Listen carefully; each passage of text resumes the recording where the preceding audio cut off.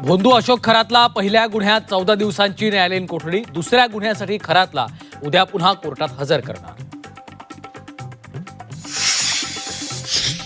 खरातचा मुलगा हर्षवर्धन खरातला चौकशी करून सोडलं. रात्री उशिरापर्यंत मुलगा आणि वडिलांची समोरासमोर चौकशी. जमीन गैरव्यवहाराच्या प्रकरणात एसआयटीनं काल घेतलं होतं ताब्यात. एसआयटीच्या तपासातून भोंदू खरातचा आणखी एक कारनामा समोर. शाकाहारी लोकांना मासा खाण्यास भाग पाडलं. पाण्यातील वनस्पती सांगून खाऊ घातला मासा. सामाजिक कार्यकर्ते विजय कुंभार यांचं मुख्यमंत्री फडणवीसांना पत्र. पुण्यातील सीए ललित पोफळेंची चौकशी करण्याची केली मागणी.